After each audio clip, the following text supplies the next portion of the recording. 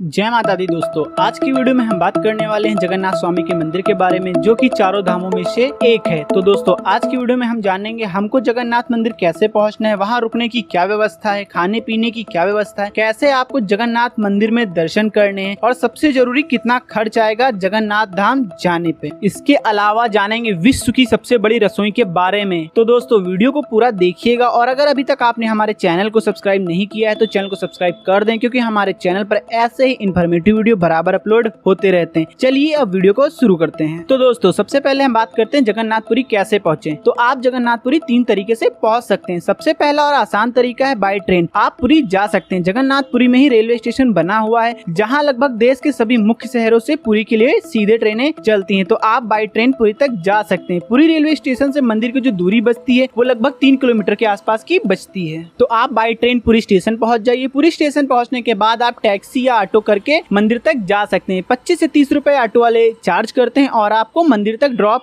कर देते हैं। इसके अलावा अगर आपके शहर से सीधे पुरी रेलवे स्टेशन के लिए ट्रेन नहीं है तो आप पुरी के नजदीकी शहर जा सकते हैं भुवनेश्वर। भुवनेश्वर के लिए अगर आपके शहर से ट्रेन है तो आप बाई ट्रेन भुवनेश्वर जा सकते हैं। फिर वहां से आप बाई टैक्सी या फिर ट्रेन बदल के ही पुरी तक जा सकते हैं। भुवनेश्वर की जो दूरी बचती है पुरी से वो लगभग 50 किलोमीटर के आसपास की बचती है। अब बात करते हैं दूसरे ऑप्शन की। दूसरे ऑप्शन में आप अपनी कार लेके भी पुरी तक काफी आसानी से जा सकते हैं। आपको कहीं भी कोई दिक्कत नहीं आने वाली है। अगर बात करूं तीसरे ऑप्शन की तो आप बाई फ्लाइट भी पुरी तक जा सकते हैं। पुरी का नजदीकी एयरपोर्ट भुवनेश्वर में ही है, तो आप बाई फ्लाइट भी भुवनेश्वर तक पहुंच सकते हैं। भुवनेश्वर पहुंचने के बाद आप बाई टैक्सी या फिर बस से भी पुरी तक जा सकते हैं। अगर बस की टिकट की बात करूं मैं भुवनेश्वर पुरी के लिए तो 80 से 85 रुपए बस का टिकट बनता है और आप 1 से 1.5 घंटे में भुवनेश्वर से पुरी पहुंच जाते हैं। तो दोस्तों अब हम पुरी पहुंच चुके हैं। अब हमको पुरी में रुकना कहाँ है, तो पुरी में आप 3 तरीके से रुक सकते हैं। सबसे पहला ऑप्शन की बात करूं तो मंदिर के आसपास ही बहुत सी धर्मशाला आपको मिल जाएंगी, जिसमें आप आसानी से रुक सकते हैं। इसमें आपको मात्र 200 से 300 रुपए ही देने पड़ेंगे और आप नाइट स्टे कर सकते हैं। अब बात करते हैं दूसरे ऑप्शन की। तो मंदिर परिसर के पास में ही जगन्नाथ मंदिर ट्रस्ट के 3 भक्ति निवास बने हुए हैं, जिनमें आप नाइट स्टे कर सकते हैं। भक्ति निवास में आपको 650 रुपए से लेकर 1250 रुपए तक के एसी और नॉन एसी रूम मिल जाएंगे, जो कि आप काफी आसानी से बुक कर सकते हैं। अगर आप पहले से भक्ति निवास में रूम बुक कराना चाहते हैं तो आप रूम की बुकिंग ऑनलाइन भी कर सकते हैं। ऑनलाइन बुकिंग के लिए आपको ट्रस्ट की वेबसाइट www.jagannath.nice.in पे जाना होगा और आप रूम की बुकिंग यहीं से कर सकते हैं। और भक्ति निवास पहुंचने के बाद भी आप ऑफलाइन तरीके से भी रूम की बुकिंग कर सकते हैं। लेकिन अगर आप भक्ति निवास में ही रुकना चाहते हैं तो ऑनलाइन बुकिंग करा लेंगे तो इसमें आपको काफी आसानी होगी। अब बात करते हैं तीसरे ऑप्शन की। तो तीसरे ऑप्शन में आते हैं पुरी के प्राइवेट होटल। लेकिन पुरी में प्राइवेट होटल लेने के लिए भी आपके पास 2 ऑप्शन है। पहला ऑप्शन तो मंदिर के आसपास ही बहुत से प्राइवेट होटल बने हुए हैं, तो आप मंदिर के आसपास ही होटल ले सकते हैं। यहाँ आपको 600 रुपए से लेके 1000 रुपए में ठीक ठाक होटल मिल जाएंगे। प्राइवेट होटल के लिए अगर दूसरे ऑप्शन की बात करूँ तो पुरी मंदिर से 2 किलोमीटर की दूरी पे पड़ता है पुरी का फेमस बीच,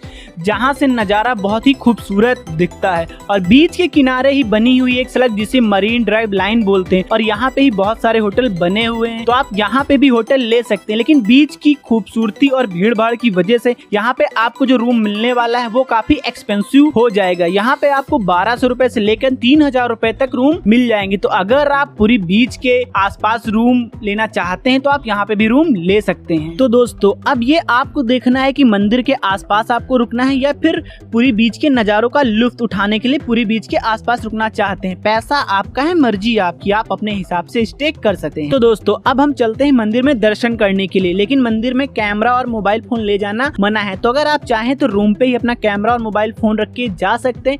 इसके अलावा अगर साथ में ले जाना चाहते तो आप साथ में ले जा सकते हैं। लेकिन मंदिर में एंट्री करने से पहले ही वहाँ पे कई सारे काउंटर बने हुए हैं, जहाँ पे आप अपना मोबाइल फोन, कैमरा और स्लीपर के लिए भी कई सारे काउंटर बने हुए हैं। ये सारी चीजें आप जमा करा सकते हैं। इसके लिए आपको एक टोकन दिया जाएगा। वापसी में आके आप टोकन वापस करके अपना सारा सामान वापस ले सकते हैं। तो दोस्तों अब हम मंदिर के अंदर चलते हैं। जगन्नाथ मंदिर में चारों दिशाओं में एक एक गेट है, लेकिन आपको दर्शन करने के लिए मुख्य गेट से अंदर जाना है, जिसे कि सिंह द्वार भी कहा जाता है। तो दोस्तों मंदिर के अंदर जाने के बाद ही जय जगन्नाथ के जयकारे गूंजने लगते हैं। आधे से 1 घंटे की लाइन लगने के बाद आपको जगन्नाथ स्वामी के दर्शन हो जाते हैं। सामने जगन्नाथ स्वामी विराजमान है। दर्शन करिए, अपनी मन्नत मानिए, फिर दर्शन करके बाहर आ जाइए। दोस्तों मंदिर परिसर में ही और कई सारे मंदिर हैं जो कि हैं विश्वनाथ मंदिर, लक्ष्मी मंदिर, विमला देवी मंदिर, साक्षी गोपाल मंदिर। इन सभी मंदिर के भी आपको दर्शन कर लेने हैं। इसके बाद आपको चलना है विश्व की सबसे बड़ी रसोई मतलब महारसोई, जहां महाप्रभु जगन्नाथ स्वामी का प्रसाद तैयार किया जाता है। इसके लिए आपको मंदिर परिसर से ही 5 रुपए का टोकन लेना पड़ता है। इसके बाद आप महारसोई देखने जा सकते हैं। यहाँ आपको हंडी में खाना पकते हुए देखने को मिलेगा और यहाँ जो हंडी में खाना पकाया जाता है वो एक साथ 7 हंडी एक ही चूल्हे पे चढ़ा दी जाती हैं और इसे महाप्रभु जगन्नाथ स्वामी का चमत्कार ही कहेंगे कि जो सबसे ऊपर की 7वीं हंडी होती है सबसे पहला उसी हंडी का खाना पक जाता है। तो आप पूरी महारसोई घूमेंगे, लेकिन जहाँ महाप्रभु जगन्नाथ स्वामी का प्रसाद तैयार होता है आपको उस जगह नहीं जाने दिया जाएगा, लेकिन आप बाहर से ही प्रसाद बनते हुए देख सकते हैं। यहाँ बनने वाले 56 भोग का पहले जगन्नाथ स्वामी के लिए भोग लगाया जाता है, फिर उसके बाद भक्तों में वितरित भी किया जाता है। मंदिर परिसर में ही एक जगह है आनंद बाजार, जहाँ जाके आप अपने हिसाब से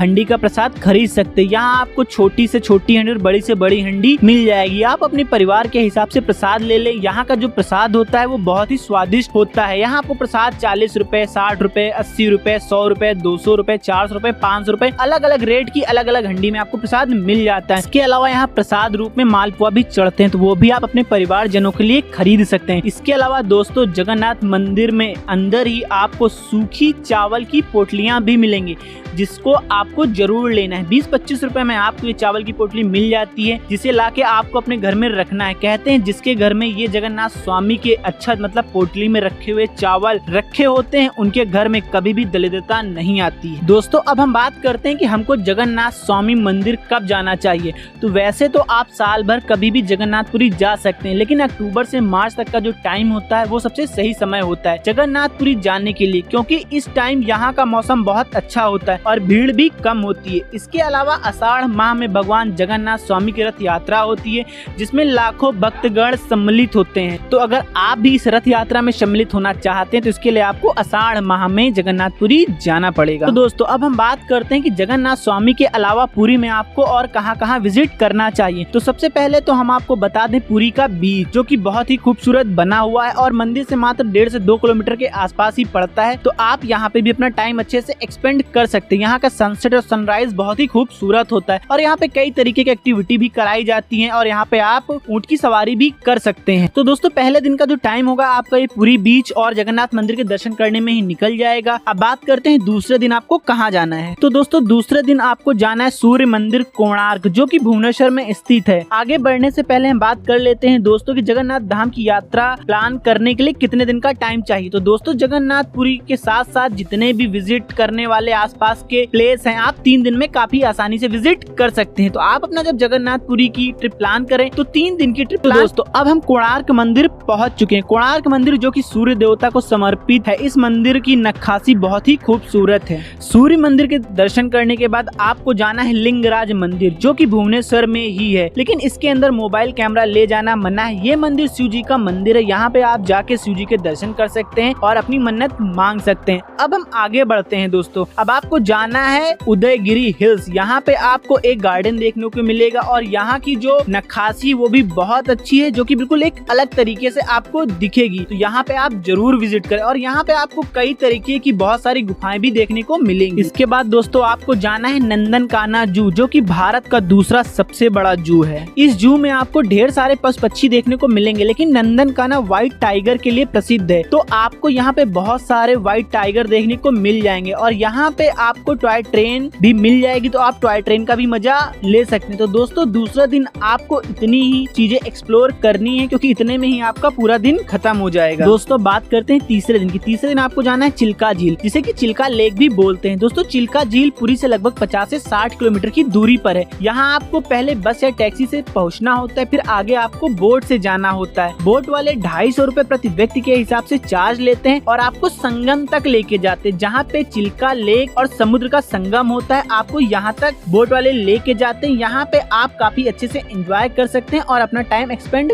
कर सकते हैं। चिल्का झील टूर में आपको पूरा दिन लग जाएगा क्योंकि ये पुरी से काफी दूरी पर भी स्थित है और 4 से 5 घंटे का आपको टाइम भी वहाँ पे लगने वाला है। तो दोस्तों बात आती है कैसे विजिट करेंगे आप इन सभी प्लेस को। तो आप अगर टैक्सी से सभी प्लेस विजिट करना चाहते हैं तो 1200 से 1500 रुपए टैक्सी वाले चार्ज करते हैं पर डे के हिसाब से। आपको पहले दिन ही भुवनेश्वर का टूर करा देंगे और दूसरे दिन आपको ये चिल्का झील का भी टूर करा देंगे। इसके अलावा अगर हम सस्ते ऑप्शन की बात करें तो आप बाई बस दूसरे दिन भुवनेश्वर का टूर कर सकते हैं। जगन्नाथपुरी में 200 रुपए में आपको बस मिल जाती है जो कि इन सभी जगहों का टूर करा देती है। लेकिन 200 रुपए में बस जो आपका टूर कराती है उसमें चिल्का झील इंक्लूड नहीं होती क्योंकि चिल्का झील दूर है, उसका रास्ता भी अलग है। इसके लिए तीसरे दिन आपको टैक्सी बुक करके चिल्का झील जाना होगा या फिर बस भी आपको वहाँ पे जो बोट पॉइंट होता है जहाँ से बोट मिलती है तो आप बस से जा सकते हैं। बस वहाँ तक जाती है, 150 से 180 रुपए चार्ज करती है और आपको जहाँ से बोट मिलती है उस पॉइंट तक ड्रॉप कर देती है। तो आप बाई बस भी चिल्का झील जा सकते हैं। तो दोस्तों बात कर लेते हैं जगन्नाथपुरी ट्रिप में आपका कितना खर्च आने वाला है। अगर आप काफी मिनिमम में खर्च करके चलते हैं तो 3 से 4 हजार रुपए में आप काफी आसानी से जगन्नाथपुरी की ट्रिप प्लान कर सकते हैं। लेकिन इस खर्चे में आपका जगन्नाथपुरी पहुंचने तक का कोई भी खर्च इंक्लूड नहीं किया गया है, ना ही आपकी जगन्नाथपुरी में करी जाने वाली खरीदारी का कोई भी खर्च जोड़ा गया है। इसमें सिर्फ आपका खाने का, रहने का और टैक्सी का जो एक्सपेंस होता है इन खर्च को ही जोड़ा गया है। तो 3 से 4 हजार रुपए में आप काफी आसानी से जगन्नाथपुरी एक्सप्लोर कर सकते हैं। तो दोस्तों आज की वीडियो में बस इतना ही। तो कैसा लगा आज का हमारा ये वीडियो कमेंट सेक्शन में बताइए जरूर। और अगर अभी तक आपने हमारे चैनल भारत के दर्शन को सब्सक्राइब नहीं किया तो हमारे चैनल को सब्सक्राइब कर लें और बेल आइकन को प्रेस कर दें क्योंकि हमारे चैनल पर ऐसे ही यात्रा से जुड़े हुए इन्फॉर्मेटिव वीडियो बराबर अपलोड होते रहते हैं। मिलते हैं आपसे किसी नेक्स्ट वीडियो में किसी दूसरे टॉपिक पे। तब तक के लिए जय माता दी। Now and press the bell icon. Never miss an update.